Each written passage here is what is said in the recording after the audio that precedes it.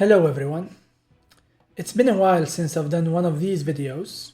Usually I make these videos when I reach Master with Dragunity, but it's been a long time since I've done that because for many seasons now I did not really go for the Master climb because it's pointless. Like there is no incentive to do that, so I usually just sit comfortably in Diamond and I just play Yu-Gi-Oh casually because I'm a casual player. But this time I reached Master, and so I'm talking about season 28 as of the time of making this video. So what changed this time? Why did I go for Master this time after like not going for Master for many seasons? Well, the main reason is because I started streaming. So if you didn't know, now I stream on Twitch, usually like 3 to 5 days a week.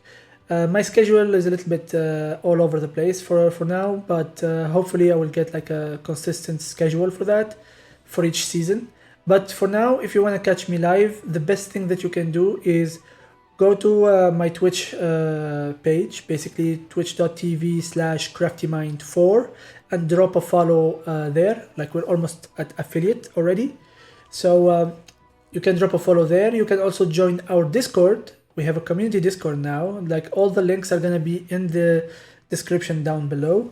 So you can join our Discord and you will get notified automatically whenever I either upload a new YouTube video or whenever I go live on Twitch. It's going to be automatic. Whenever I go live, you will get notified on Discord. So like that, you can always catch me live if you want to. And honestly, I would appreciate the company on Twitch because climbing the ladder alone is kind of boring, to be honest, especially from a casual perspective. So I would really appreciate the company, and we can talk about anything you want. Like it doesn't need to be Yu-Gi-Oh, to be honest, but that would make at least the climb a little bit more bearable. So yeah. Anyway. So yeah, don't forget to join the Discord, follow me on Twitch, and if you're not subscribed to YouTube yet, I would really appreciate it if you subscribed and hit the like button or the dislike if you disliked it, but I would also appreciate a comment in this comment section, whether to share your opinion, your criticism, or just to help me out in the algorithm. That would be really nice, and I would really appreciate it. So yeah, so back to Dragunity. So yeah, I reached Master this season, like season 28, and we're gonna discuss the list. So let me show you the list that I started with, and we're going to talk about the evolution that the deck list has that the deck list went through throughout the climb. So first of all, the first deck list that I used basically to get out of Platinum and get into Diamond, because again I usually sit comfortably in Diamond, so I started in Plat and I reached Diamond mostly with this list. Of course I sometimes add and subtract some cards, but usually it stayed consistently the same. The main focus of this list basically is to just have a small deck size and a compact package, like basically a compact engine of both the Dragunity engine and Bestial engine, and hope that I don't break that much and I don't go second that much basically. Thankfully with this list it worked out very well. Like I did not really stay in Platinum that long, and usually people in Platinum that they don't really know how Dragunity works, so they usually tend to disrupt me on the wrong places. So sometimes I got out scot-free basically from some duels. So yeah, so I'm not gonna talk about every single card in detail, but I'm just gonna talk about the important pieces that I think that you should know about the list, because I think the list is self-explanatory, especially if you watch my other videos. So one thing to note here is first of all, I'm playing Gamma. So Gamma is very good, not just because it's a hand trap and it's good against the people who fire Maxi very early, but also going second, like against some decks. If you Gamma their like starters, or you Gamma some important cards that usually are the whole strategy of their deck. So for example, if you can Gamma like Snake Eyes Ash, or if you Gamma like rescue ace turbulence, you can just skip their turn basically. In some cases, not every time. However, make sure when you gamma turbulence that it activates its effect to set 4 on the field first. That's what you want to gamma. Don't gamma turbulence in the hand, please. Don't do that. So yeah, besides being a hand trap, gamma is actually useful in other ways because it's a level 2 tuner, so you can use it with Axel Synchro, whether when you already hand trap someone with gamma, so on your turn, so you use gamma, you summon gamma and driver, you go into Axel Synchro and then you go into Baron. So that's one way to do it. But also sometimes you have gamma in your hand, but you don't get the opportunity to use its hand trap effect. In which case you can just discard it with Ravine, and later on in the combo you can use it with either Axel Synchro or Dispatcher, depending on where gamma is. If it's still in the graveyard, you can get it back with Axel Synchro. If it's banished by, for example, your Bestials, you can just get it back with Dispatcher. And because it's a level 2 tuner, it works out really nicely in our deck because we can utilize it to go into our Synchro 8s or Synchro 10s or our Crimson Dragon, which is Synchro 12. So like gamma, it's not really dead in our deck, even if we don't get to use its hand trap effect, because we have ways to use it and utilize it from the graveyard and from the banish zone. So there is that.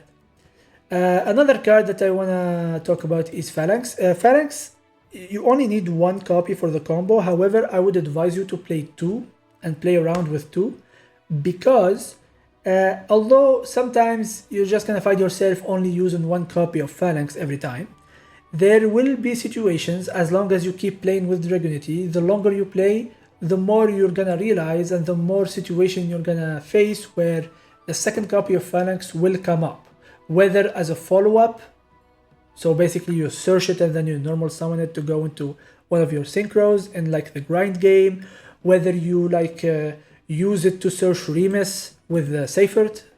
So because Phalanx and Remus are level 2 dragons, so you can use Seifert to search Remus through Phalanx. You can use Phalanx as like a combo extender just by normal summon it. Especially when you play around Imperm, like you want to see Phalanx in your hand because it's just an easy way to just get Impermed on Guidorg and then normal summon Phalanx and continue comboing. And normal summon Phalanx actually takes away one of the discards that you need for either Ravine or Guidorg.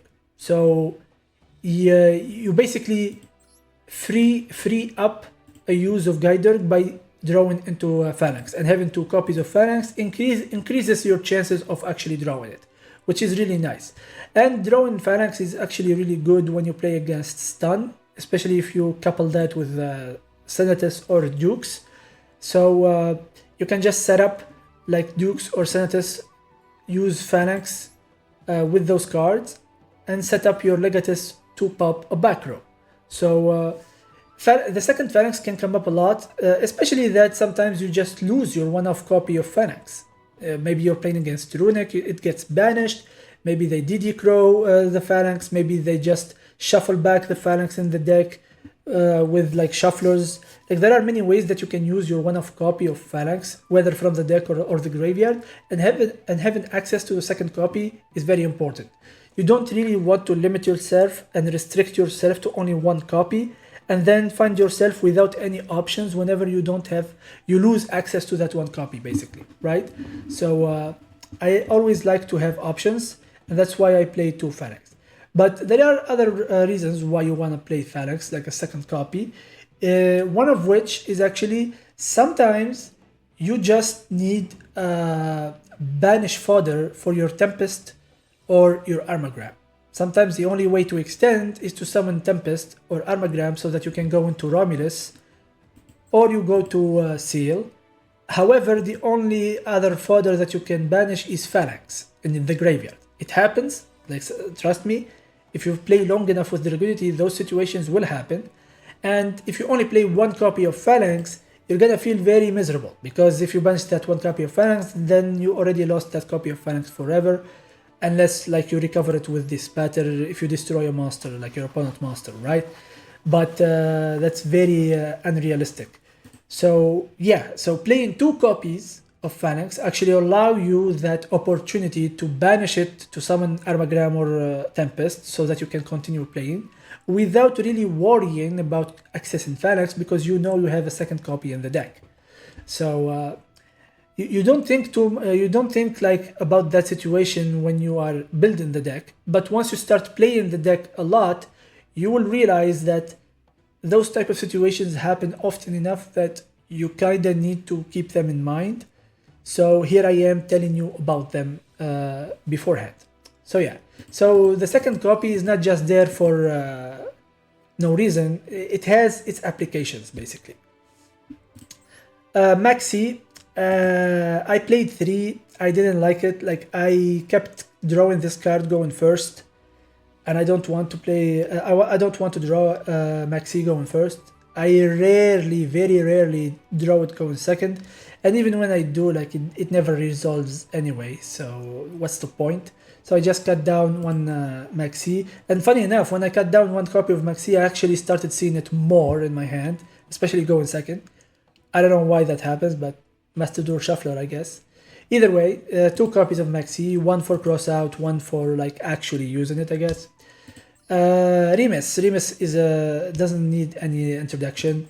Ringo Worm. The only thing I have to say about Ringo Worm, besides the besides like the fact that it's a combo piece and whatnot, and besides that you can obviously extend with it by normal summoning it or special summon it with its own effect. There are a few things that I need to say about Ringo Worm. Basically, Ringo Worm being a light monster, it can be used with bestials, and sometimes you just find yourself in a situation where it's actually more efficient to banish the Ringo Worm first before you activate its effect, recover it with Dispatter later, and then put it back in the graveyard by using it for Synchro Summon, and then, and only then, at the end of that sequence, you use its graveyard effect to generate the token so that you go into another Synchro Summon. So basically you do it backwards. You banish it first, recover it with Dispatter, then you put it in the graveyard to use its actual graveyard effect. Sometimes it happens, doesn't happen very often, but there are situations where it can happen, and being aware of those situations and recognizing it will allow you to win more games because you would make better boards. So there is that. Also, Ringo Worm being a level 2 dragon also works with Seifert so that you can search Remus. So keep that option in mind. And the last thing I'm gonna say about Ringo Worm is like somewhat of a secret use. Well, not really secret, but you might not be aware of this. Keep in mind that Gaidorg is a synchro that only requires a dragon tuner. It does not necessarily require a Dragunity tuner, but just a dragon tuner, which means you can use Ringo Worm as the tuner to go into Gaidorg. So keep that in mind. So if you have a chance of like summoning Zephyros like from the graveyard by its own effect, and you can normal summon Ringo Worm, know that it's an option that you have to go into Gaidorg. Not a lot of people realize this, but there you go. Like you can use Ringo Worm to go into Gaidorg with any of your level 4 wing beast, including Zephyros. So there is that. So keep that in mind. Gaze Army, no brainer. Like I'm gonna skip Ash because it's self-explanatory. So for Gaze Army, like it's a no brainer. It's the best normal summon in our deck. It's very versatile. It allows you to go into so many plays, depending on how you wanna use it. You can use it to go into Romulus. You can use it to go into Heretic. Like it's literally a 1-card Romulus, 1-card Seal if you wanted to, because you can summon back like a dragon like Phalanx for example, or Remus, and go into like your Link monsters. You can summon back Remus from the graveyard and just bypass the dragon lock, and you can use the effect of Remus way later in the combo. So Gaze Army is one way to bypass the, or maybe your only way to bypass the dragon lock reliably. So there is that.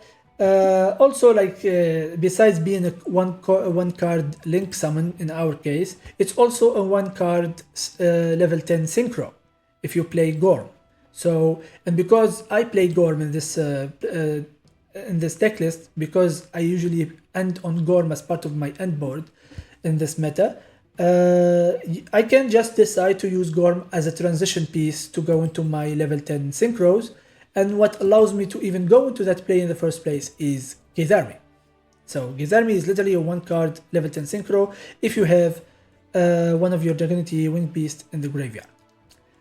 Also, like Gorm can go into synchro 10s as well by other means, for example with Tempest, because Tempest is a level 7, Gizarmi is a level 3 tuner, so you can go into your level 10 synchros like that as well. So there is a lot of ways that you can use Gizarmi. You can even use Gizarmi as a hand trap bait if you have enough gas in your hand. Sorry. So yeah, you can just use it as a hand trap bait, because some people will just negate it or disrupt it in some way because they don't want you to go plus off of it. So yeah. Zephyros, no brainer, it's a combo piece, it allows you to recover your Ravine most of the time, but sometimes you can just recover any card like Mistletoe to your hand, Red MD to your hand, you can even recover Regain to your hand. Sometimes you don't have access to Ravine, so instead you have access to Regain, so you activate Regain and then you bounce it back with Zephyros, so that it allows you to summon Zephyros, and then you can activate it back. So yeah. So Zephyros being able to bounce back cards is very nice. And the thing to keep in mind with Zephyros is that the bounce is not an effect, it's a cost. Keep that in mind. So even if Zephyros is negated, or even if anything you activate in the graveyard is gonna get negated, you can still use Zephyros to bounce the card for cost if you need to reactivate it, right? So keep that in mind. Senatus is really good in this meta because it's not only it's a decent combo piece and a hand trap bait, but it's good especially in the period where I actually climbed, because there were a lot of stun and control decks, and Senatus helps against those decks because it allows me to equip a tuner directly from the deck, so I don't need to special summon, and it allows me to set up Legatus to pop a back row. So I can get rid of floodgates, I can get rid of problematic back row decks, back row cards, and Senatus being another normal summon that I can reliably use to beat over like the monster floodgates like Fossil Dyna and the barrier statues is very nice as well, because I don't really want to access Legatus every single time I want to normal summon something to attack over them, because I want to keep my Legatuses because they're very valuable. So in which case I have Senatus, and later on I even added Dukes to the mix because I was facing a lot of stun and control decks. Seifert, no brainer, it's your way to access your Bestial package through Mistletoe. It allows you to search Remus with the other level 2 dragons.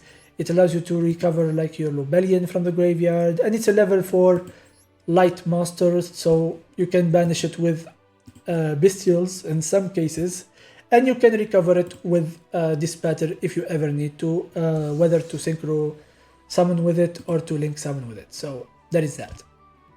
Legatus, again, very important combo piece, and it also has like a very good effect to pop a back row if you have a Dragunity monster in your spell and trap zone, which comes up a lot against stun and control decks. Mistletoe, important combo piece. It allows you to re-access Phalanx from the graveyard, and it allows you to also get one extra surge off of Guidurg by equipping Guidurg and then summoning Guidurg with Glow.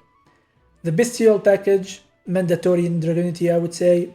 Even if the meta does not favor Bestials right now that much, like yes, I know that you can banish the IP against the Snake Eyes matchups, but other than that, it's not really that important to play Bestials. However, we don't need to play against decks that play Light and Darks to utilize Bestials because we are self-sufficient in that regard. We can just banish our own cards and still get use of the Bestials, because the Bestials not only are combo pieces, but also they are the control engine of the deck. So whenever you are in trouble, you can rely on your Bestial engine to get you out of it, because the control aspect of it with like Dru's Worm and Beast and Regained is really strong, and it can win you games on its own. So It's very important to understand and master the control aspect of the bestials in your deck, because sometimes you go from playing a Dragunity deck that is supported by bestial to playing a bestial deck, like a bestial control deck supported by Dragunity cards, depending on the deck you're facing and depending on your opponent hand. And it's very important that you know when to switch to that mode where you play mostly bestial control focused and you try to support that playstyle with Dragunity cards, because that's your win condition basically in some games. So yeah, the more you play Dragunity, the more you're gonna learn that with time. So just practice, practice, and practice. Red MD, no brainer, combo piece, very good extender. You can summon it off of Seal or off of Atom, and you can also revive it with Dispatter if you banish it with a Bestial.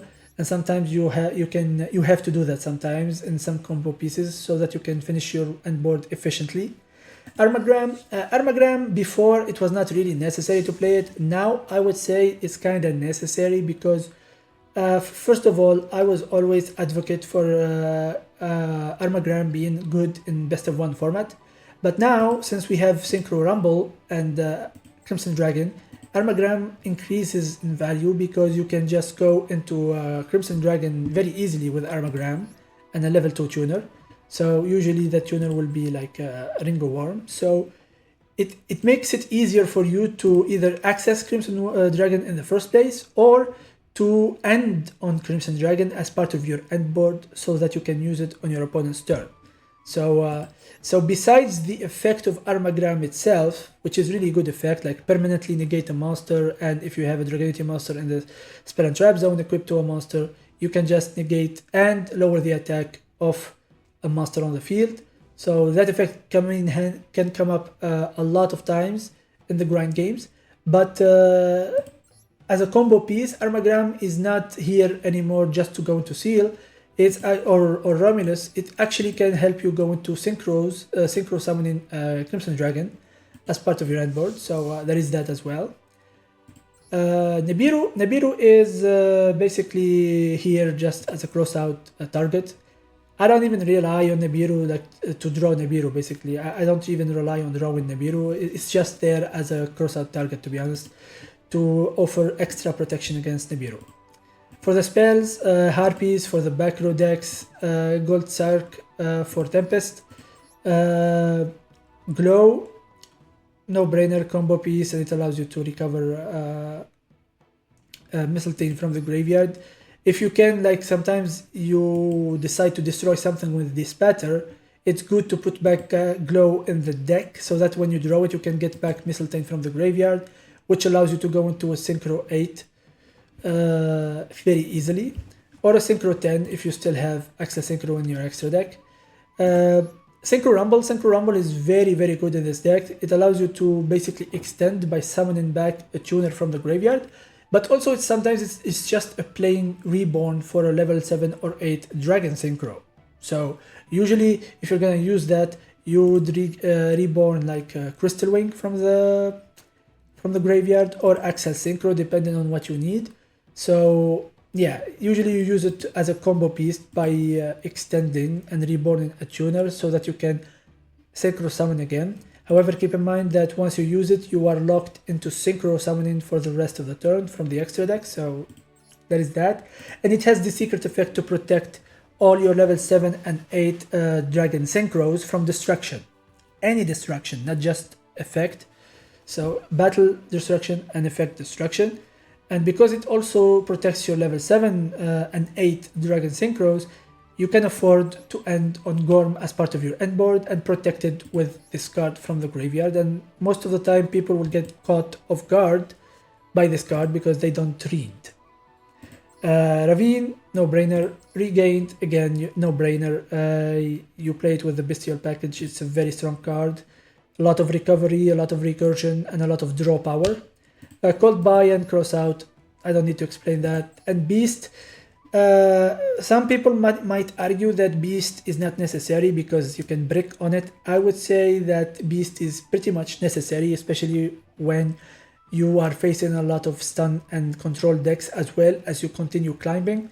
So yeah, this card is very strong against back row decks. It helps you a lot get to deal with them, and it helps you also in the grind game, especially with Duro Swarm and Seal. So yeah, I think you should keep it in the deck, to be honest with you, because even when going second, if you don't draw it, going second, sometimes it helps you to break boards as well. So yeah, this card is very strong. What is what I'm saying, basically. For the extra deck, there is nothing really to talk about. Like, this extra deck is self-explanatory, a bunch of combo pieces, a bunch of end bosses. The only thing worth noting is that if you don't want to play the quick synchro setup, you can just cut out Stardust Dragon. I would still advise that you play Axel Synchro even without the quick synchro setup, but you can cut out the Stardust Dragon for something else, like another Synchro 8 or 10. You can just play, like, I don't know, like a second, or you can just play a second Seal or a second Atom if you want to. You can play like Cheng Ying, you can play like Berserker, you can play anything you want, basically. Another card that you can cut is Gorm. If you don't want to play Gorm, or you don't want to end on it, you can replace it with any other thing. The two boss masters, like the Dragunity boss masters, Ascalon and Aridbear, I would advise you to play both because they both have their advantages. Aridbear is good going first and second. However, Ascalon is way better going second. It's not really good going first, of course, for obvious reasons. But going seconds, you kinda need a going second option. So Ascalon is there to help you, like, clear the board for an easy OTK line. So if you only wanna play one of them, I would recommend playing Ascalon because, again, you need a going second option. But Aridbear is really strong as well. So just read the effect of Aridbear, you will understand. Like, it's very strong. And Ascalon is very strong too, and because I play Gorm, the second effect of Ascalon comes up sometimes where I just summon Gorm with it, so there is that as well. So that's pretty much it for the main list. So now I'm just gonna hop into the other lists and variations that I play throughout the climb and explain the differences and why did I add or why did I take out some cards, etc., and explain my thought process on that regard. The second deck list that I want to show you is this one, the 60 card Dragunity Kashtira variant. So this is basically a completely different variant. It's not just about like adding or subtracting cards. It's just like a complete variant that relies on having both the Bestial engine and the Kashtira engine in the deck to offer more options for the deck to play through Disruption and even to break boards going second. The main focus of this list is to just play as many starters as you can. Like you can see, I'm playing 3 Tempest, 3 Small Ward as well, and I'm playing like the maximum copies of Unicorn. And the reason for that is because not only sometimes drawing it is fine, especially with Tempest, because Birth can just allow you to normal summon Tempest from the hand, but also you sometimes you want a second copy in the deck for the grind game, especially if you did not access your Kashtira engine yet. So basically the Kashtira engine is another control engine that you can play alongside the Bestial engine, and it helps a lot in the grind game. Also, the Kashtira engine basically is really good at baiting hand traps, especially when your opponent does not know yet that you're playing Dragunity. So you start with your Kashtira engine, they don't know anything, like sometimes they will just disrupt you on like either Fenrir, Unicorn, Birth, whatever. So, and then you can just combo normally with your Dragunity engine. And another thing to note is that I'm playing 2 Senators in this list for a very simple reason. One, you kinda need 1 Senatus for the Kashtira combos, because when you start with your Kashtira combos and you access Arsenal Falcon, if you have a Dragunity card in hand, you wanna summon Senatus, and if you only play 1 Senatus, sometimes you open both Senatus and the Kashtira engine in your hand, so you don't have a way to access Senatus, so you play a second copy to like rectify that problem. But also one of the reasons why I put in a second copy of Senatus here as well is because, again, I was facing a lot of summon control, which require an answer in the form of a normal summon. Unfortunately, although Gizarmi is our best normal summoning when it comes to combo, when it comes to getting rid of monster floodgates, Gizarmi does not do much, in which case now we have 4 copies of our winged beasts that we can use to beat over those floodgates. So yeah, so the second copy is basically it's kind of the same as the second copy of Phalanx. We don't want to restrict our options, especially if we draw Senatus. We always want to have another one that we can summon with the Arsenal Falcon and go into our full combo like that. And the good thing about the combo with the Kashtira engine is that it doesn't require you to go into Mistletoe and Glow, right? Like you can combo with the Kashtira combo lines without ever using Mistletoe and Glow. You can even sometimes combo with Mistletoe but without Glow. So Glow becomes an option instead of a mandatory combo piece. Yeah, like there are a lot of ways that you can combo with the Kashtira engine. It's just that it's very nice at baiting hand traps and helping you out going second when you want to break the board. The downside to this deck list is that you don't see your hand traps that often because you're not playing that many of it anyway. So, and you're playing 60, so most of the time you're gonna see only engine. In this particular list, you see that I'm playing Harpies and double Lightning Storm. Sometimes instead of Lightning Storm, if I'm not facing a lot of back row decks, I will play double Talent, triple Tactics Talent. And the good thing about Talent, especially if people start playing the Kashtira engine more and more, is that you can just simply steal their Fenrir or Unicorn and actually start your combo off of that. So that's nice.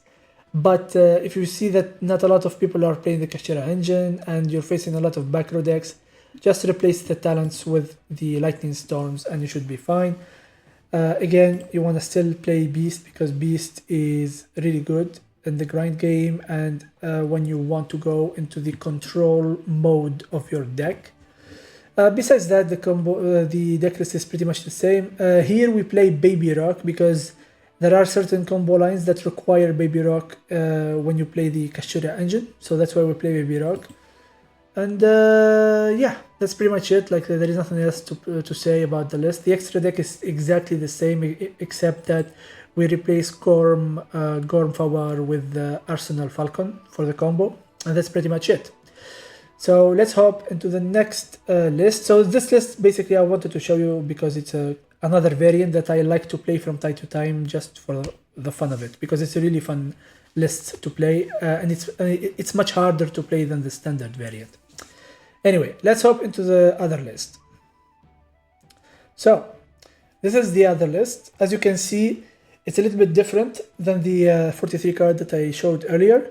So the main focus of this list is to try and make going second stronger, because I had a period where I was losing a lot of coin tosses and I was sick and tired of like drawing maxi going first. So I just cut another maxi and just left one for the cross out. And I tried to test out, that's why the deck is called Test, because I wanted to test out whether the Whirlwind package and with Black Rose can help me win more games or not. At the start, I used this like engine like at maximum power, like 3 copies of this and 3 Ash and whatnot, and it was like 50 cards. But then I realized like I was not really drawing anything that I needed to test things out, so I just cut it down to 45 cards and see if it helps out. I played a little bit with this deck list. It works, but it works not for the reasons that you expect, because I pretty much did not see the Whirlwind card, and when I saw it and I could use it, my opponent already had answers to that anyway, so I could not even summon Black Rose Dragon. The problem with this package, the Whirlwind package, is that it takes up space alongside the maxi package. And because of that, you either break with it often or you don't see it enough to justify playing it. I can see this package being better in TCG because there is no maxi, so you have actually way much room to use this package at full capacity and have actually good results with it. But in Master Duel, where you need an answer to maxi, it's kind of hard to make it work. You're just relying on luck, basically, whether you draw it or not, and you need not only draw it, but you need to draw it at the right moment. Because if you draw it going first, it's not really the best to draw going first. It's like kinda dead, unless like they use like a hand trap or something that summons itself, in which case maybe, but yeah, this card is really bad going first. Its strength lies in going second. And with the maxi package, even if you wipe out the board with Black Rose Dragon, it doesn't matter anyway if they hit you with a maxi. So you're gonna have to play under maxi either way and try to OTK under maxi, and it's a mess. It's a mess, and it's not really. I wouldn't say it's justifiable to play this package as a main package that you will play every single game. You may. This is like a type of list that you can build and put to the side, and whenever like you get bored from the main list, you can just hop onto this list and try to have some fun with this. Otherwise, I would stick to the main standard list, to be honest with you. Like, this is not really doing anything like that you wouldn't do anyway with the main list. Because most of the time, most of your games with this kind of list, not necessarily this exact list, but this kind of go in second list, is that most of the time you're just gonna combo regularly as if you had the regular list, and you're not gonna use your Whirlwind package often enough to justify playing it, if that makes sense. Okay, because they're not gonna see it often enough, and you're still under the mercy of maxi. That's why going second sucks in Master Duel. Like, here I'm playing like a hand trap variant, kinda. You know, like I'm playing like Imperm, Ash, Gamma, and one Nibiru, so it kind of makes sense. But even then, like going second sucks, especially with Dragunity, because we need our cards in hand to discard, and if you use a lot of hand traps, now you have less card to discard to play through the board of your opponent. Especially if you hand trap your opponent and they still play and still put up a board. Now you start your turn with like 3 or 4 cards in hand, and you're supposed to play through that board. Nah, like it's not worth it. That's why I would suggest you avoid playing these cards in the main deck for the ranked climb, and instead just make a second list that you play for fun. Don't expect to play a go second list as a main list to climb. Unless you're a very lucky person, I guess, then it might work for you. So yeah, again, nothing to say about this list. I already explained everything. Like again, the only thing in the extra deck that changes is that we swapped Gorm for Black Rose Dragon. We played like the Whirlwind package, and that's pretty much it. Basically, like the dex here is just as another target to summon with Whirlwind. Basically, I did not want to play like double Senatus because I did not want to draw Senatus for follow-up. I either draw turn 1 or I don't. And Dukes is there for like the option of normal summoning Dukes, equipping his army from the graveyard, and just go into Black Rose that way. Usually this only happens on follow-up turn, right? And where you can afford to use your normal summon that way to try to reset the game in your favor, and then just use your special summons to continue playing. Okay, enough of this list. Let's hop into the next one. So this is the next list that I tested after the like going second one. Well, not really going second, like that was just a list that had options for going second. So I opted out of the Black Rose package, and now I just played more focused basically. And the reason why I made this list like this, like I increased the count of Maxi to 3 and I played a double Lightning Storm, is because I was facing a lot of I was starting facing a lot of stun and control at this point of the climb. It was like around Diamond 4, Diamond 3, and it was very annoying to climb through, to be honest with you. And that's pretty much the TLDR version of my climb, basically. A lot of stun and control with a hint and flavor of some meta decks here and there. So and I actually noticed that not a lot of people are actually playing Snake Eyes and Rescue Ace and meta decks in Diamond. And I would assume it's because they are very boring to play. So you don't really want to keep playing them that often unless you're really a try-hard competitive player who wants to grind until Master 1. And most of the people on Diamond are just there to play casually anyway, but with some hint of competitivity. So maybe that's why people did not play the meta decks as often. And they just want to relax with their stun and control deck, I guess. So yeah, basically at that point I was sick and tired of the stun variants, so I just went and added in Lightning Storms, so 2 copies of Lightning Storms to back up the Harpy's Feather Duster. And that's pretty much it, with one other copy of Maxi, just in case I go second against them and maybe they special summon something, I don't know. Like, just to have more chance to draw into this. I don't like playing like Thrust, like Triple Tactics Thrust in Dragunity, because it takes up too much space and it doesn't come up often enough to justify playing it. Like, if our engine was smaller, then maybe Thrust would be good, but if I want to keep the deck list around 45-ish card, there is no space for Thrust, so I just play double Lightning Storm with Harpy's Feather Duster and rely on either hard drawing them or drawing them with Maxi.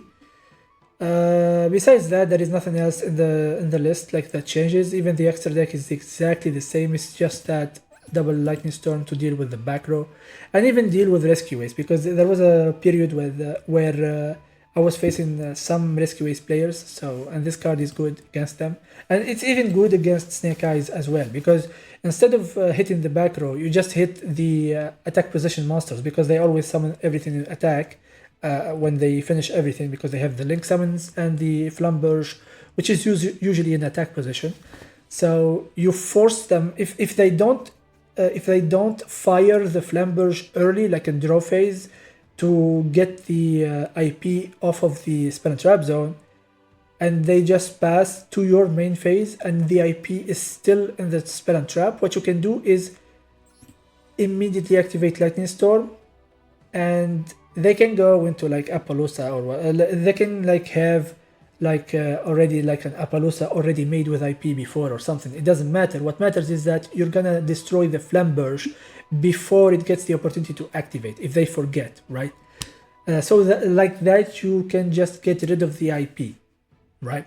So you can get rid of the IP, and if you open like another copy of a back row hate, for example, you open both Lightning Storm and Harpies, then you can get rid of everything at the same time, okay? But even if you don't, like, destroying their attack position monster will allow you to only deal with whatever disruptions they still have on the field, plus the field spell, which is much more manageable than double summon from the Spell and Trap zone, basically, with Flamberge and the field spell. So yeah, other than that, pretty much the same list, basically. So yeah, it's more just back row hate heavy, that's it. And then I went into my last variant, which is basically the deck list became like this. And there are a lot of changes here. So as I reached Diamond 2, not only I was facing a lot of stun decks and control decks, but I started seeing a little bit more and more of the meta decks. And especially for some reason, I was facing like more purely and Vanquish Soul than I would have liked. I don't know why I was facing those specific decks, but yeah. So basically, those decks are kind of annoying to deal with.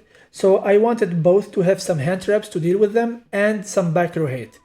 And because I wanted both, and I'm a greedy person, I wanted to make space for both, and that's why I cut down Lightning Storm for by 1 copy. So I had 1 Lightning Storm, 1 Feather for the back row matchups, and I included it was actually double Imperm at first.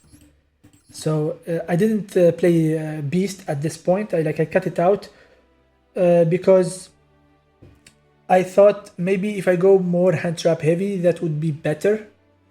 But then I was missing Beast because there was some matches where I missed Beast. Even some matches that I won, I still missed Beast because Beast would have made those matches, I should say, games more. Like Beast would have made those games much more manageable and easier to win than the way I won them, basically, right? So yeah, Beast is really good, like I said, in the control game and the grind game as well. Sorry. Let me drink a little bit of water.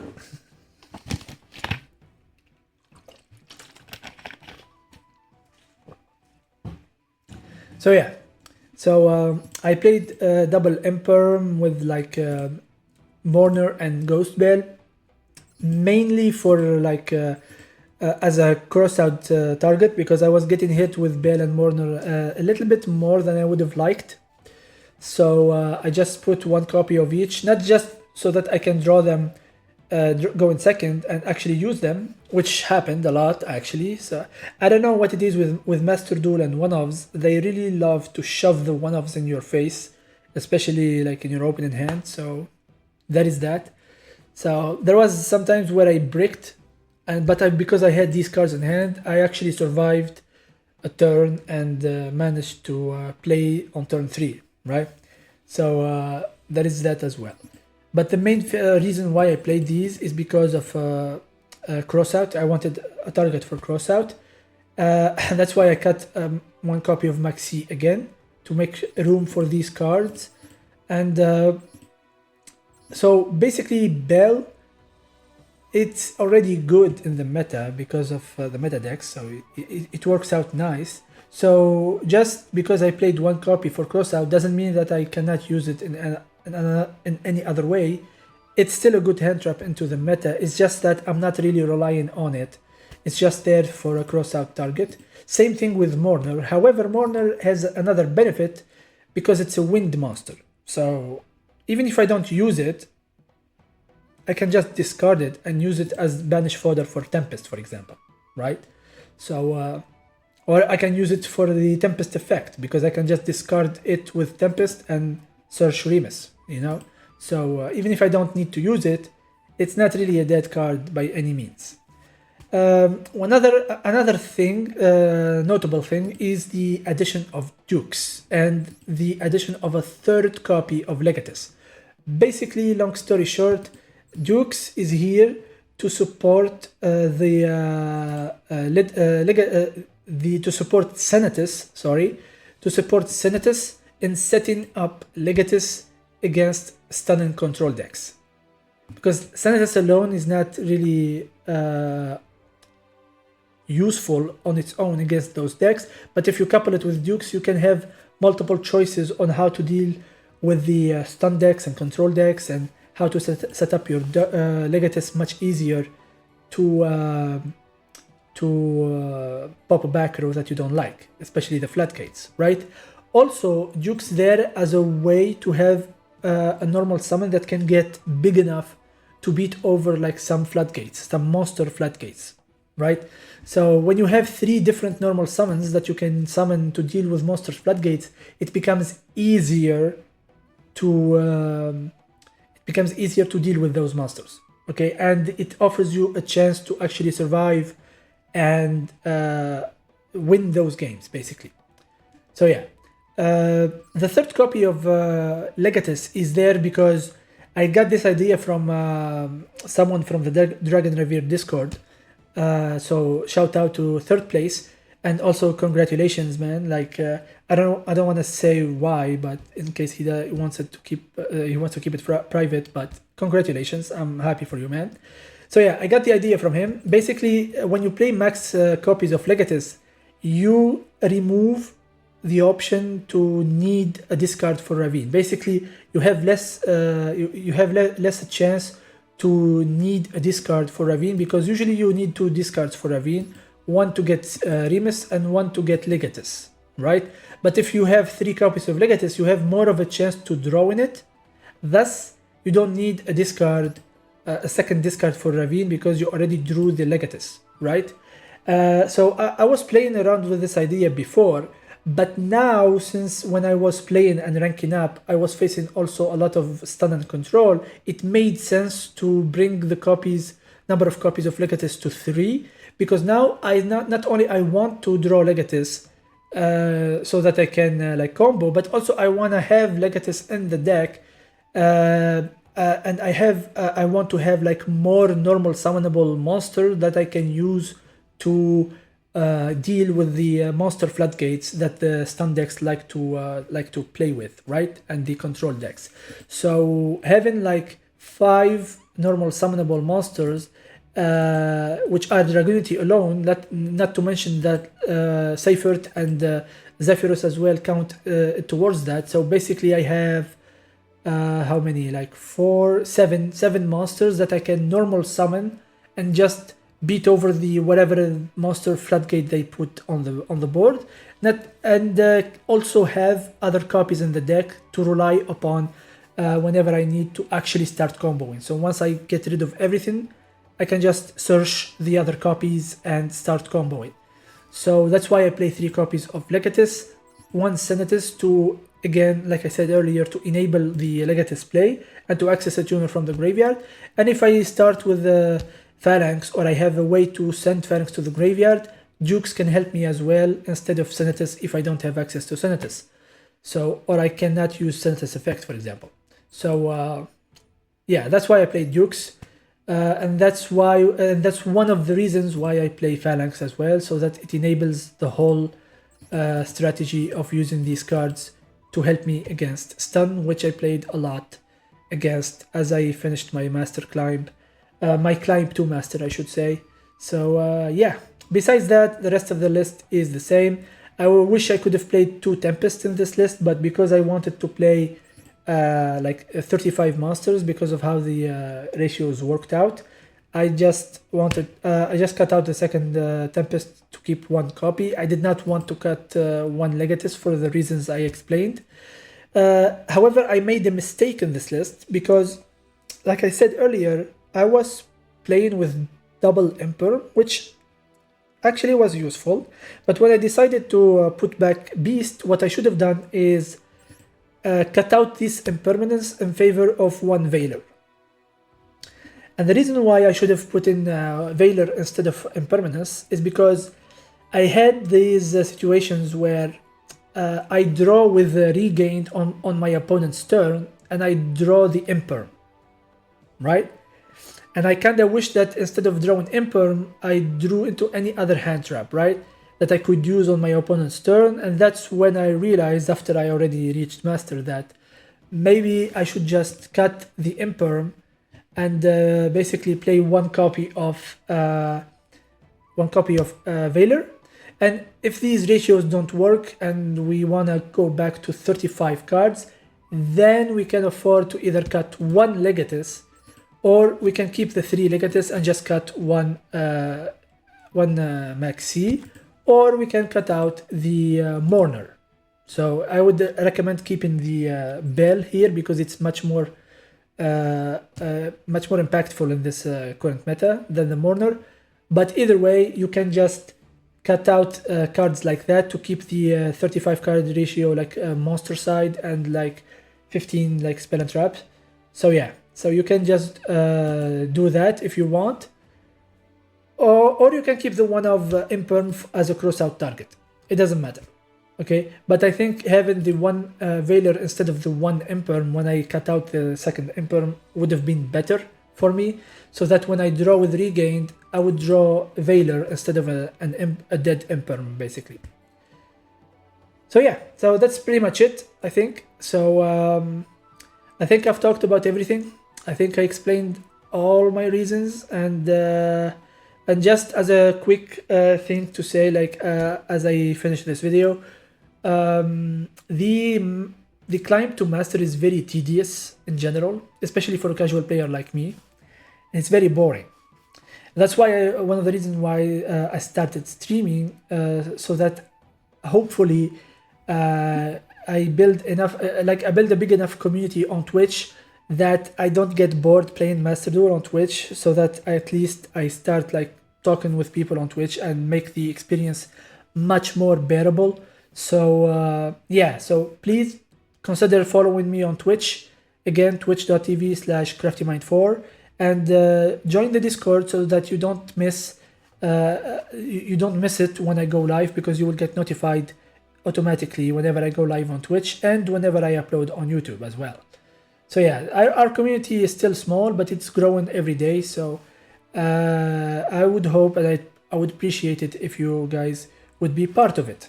So please consider it, and please consider subscribing on YouTube as well if you're not subscribed yet, and hit the like button and leave a comment. Leave a comment that maybe you want to share your opinion about something, or maybe you want to criticize something I said, or maybe you want to just help me out and boost the algorithm. So I would appreciate all of that.